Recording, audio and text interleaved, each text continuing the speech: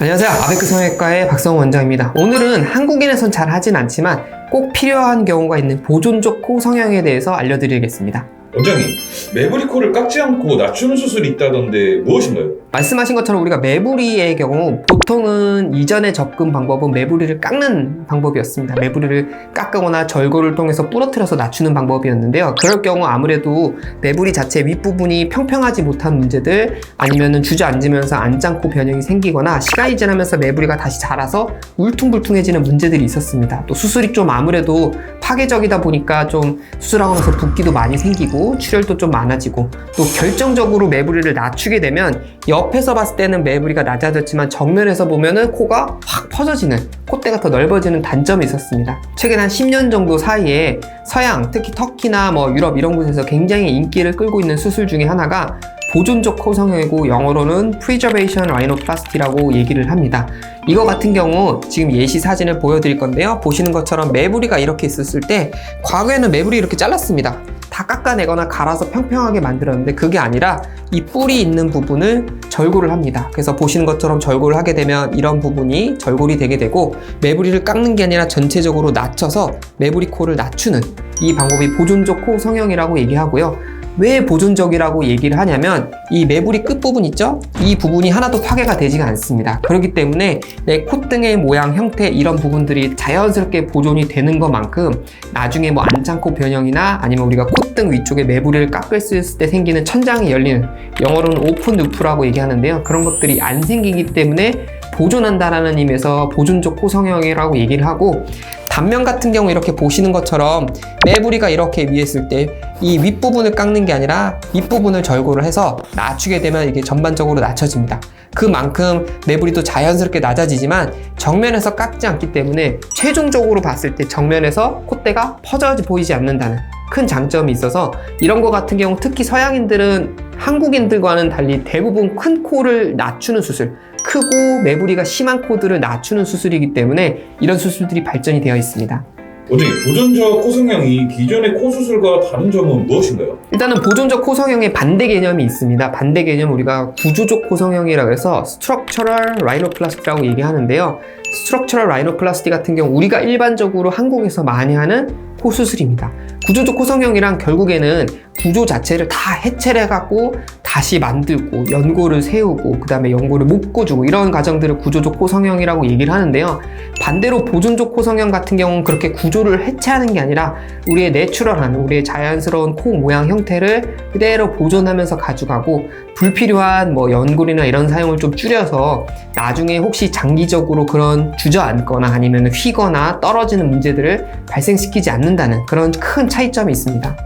원장님, 그렇다면 한국에서는 왜 그동안 크게 인기가 없었을까요? 가장 근본적으로는 우리 한국인들 같은 경우는 낮은 코를 높이는 수술이다 보니까 그런 경우가 제일 많습니다. 그러다 보니까 뭔가를 더 재료를 사용해서 더 쌓고 더 높이고 보형물을 넣어서 콧대를 높이는 과정이었기 때문에 근본적으로 어떻게 보면은 보존적 코 성형 방향으로 갈 수밖에 없었는데요. 하지만 최근에는 어쨌든 서구적으로 높은 코를 원하다기보다는 내 얼굴에 어울리고 비율에 맞는 무보형물 코 수술이 또 인기를 끌다 보니까 또 드물지만 한국인들 중에서도 서양인들처럼 굉장히 코가 크신 분들이 있습니다. 그런 분들 같은 경우 좀 도움이 될 수 있어서 지금 조금 아무래도 그런 적용 방법에 있어서 환자군 자체가 코를 높이는 사람들이 많다 보니까 이런 보존적 코 성형이 크게 인기를 끌지 못한 면은 있습니다. 실제 사례가 있다는데 소개 한 번만 부탁드리겠습니다. 실제 사례 한번 보여드릴 텐데요. 지금까지 여러 사례 했는데 가장 대표적인 사례를 가지고 왔습니다. 보시면 이제 30대 남성분이시고 정면에서 봤을 때 코도 굉장히 높고 옆에서 보시면 콧대 매부리도 굉장히 높습니다. 이런 코 같은 경우 만약에 반듯하게 만들기 위해서는 매부리를 깎으면서 코끝을 굉장히 많이 높여야 되거든요. 그러면 자칫 잘못하면 지금도 얼굴이 길고 코가 긴데 코가 더 길고 더 높아질 수가 있습니다. 또 매부리를 충분히 못 깎기 때문에 그 깎는 과정에서 많이 낮추다 보면 정면에서 보면 콧대가 너무 퍼져서 뭔가 콧대 옆모습은 마음에 드는데 앞에서 보면 뭔가 넙대대한 느낌이 들 수가 있습니다. 그리고 이럴 경우는 굉장히 대표적으로 보존적 코 성형을 할 수가 있습니다. 그래서 보시는 것처럼 수술 전 디자인 사진인데요. 이 가운데 축도 조금 기울어져 있지만 노란색으로 표시된 이 부분을 다 절골을 합니다. 그래서 콧등뼈 자체를 얼굴에서부터 분리를 한다고도 얘기를 하거든요. 분리를 한 다음에 이 부분을 이렇게 밀어 넣어서 코를 전체적으로, 매부리를 전체적으로 낮추는 수술이라고 보시면 되고요. 그래서 실제 수술 장면인데 굉장히 절골 하는 것들이 정교해야 됩니다. 이런 것들이 정교하지 않고 무작정 부러뜨리게 되면은 정교하게 들어갈 수가 없고 내가 원하는 결과가 나올 수 없습니다. 그래서 보시면 좀 무시무시할 수는 있는데요. 아까 표시했던 디자인했던 옆면과 다 절골을 하고 또 콧등 위쪽, 매부리 위쪽에도 절골을 하게 됩니다.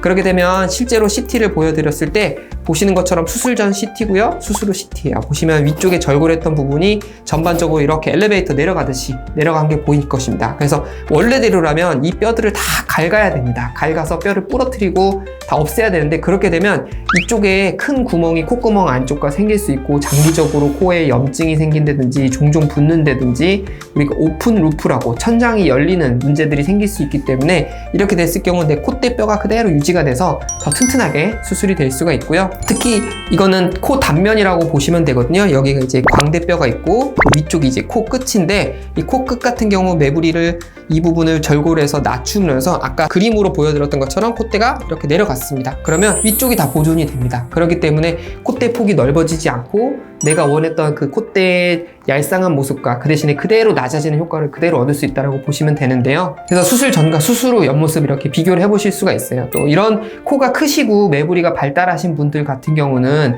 지금보다 코가 더 커지는 거를 원치 않는 경우들이 많습니다. 또 우리가 구조적 코 성형을 하다 보면은 매부리를 낮출 수 있는데 한계가 있기 때문에 무리하게 코끝을 많이 당겨서 높여야 되거든요. 그러다 보면 코가 너무 당겨서 위로 들창 코가 된다거나 너무 뾰족해져서 코가 더 두드러지는 경우가 있습니다. 근데 이런 분들 같은 경우는 대부분 내 코가 작아지는 거를 원하시는 거기 때문에 영어로는 우리가 리덕션 라이노플라스티, 줄인다고 얘기하거든요. 그런 개념에 맞게 수술이 된 거라고 보시면 좋을 것 같습니다.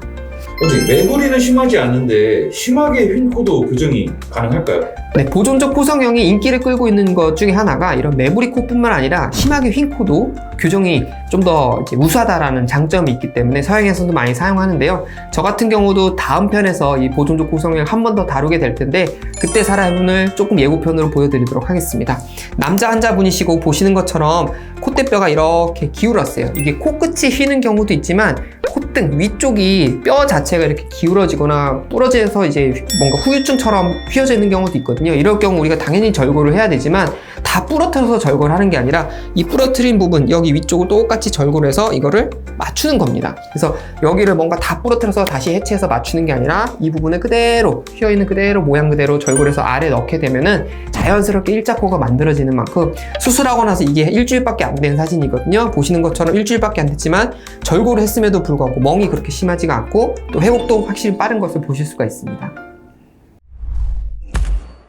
이번 영상에서는 무보형물 코 성형 중에서도 어떻게 보면은 가장 최신 트렌드이기도 하고 가장 어려운 수술일 수도 있다고 생각을 해요. 왜냐하면 이런 방법들이 한국인에게는 여전히 적합하지 않다라는 의견들이 다수 있기 때문에 이런 보존적 코 성형에 대해서 한번 리뷰를 해봤고요. 다음 영상에서도 이어서 이 휜 코 교정에 있어서 보존적 코 성형이 어떤 역할을 하는지도 한번 알아보도록 하겠습니다. 이번 영상 여러분께 도움이 되셨다면 채널 구독, 영상 좋아요 함께 부탁드리겠습니다. 감사합니다.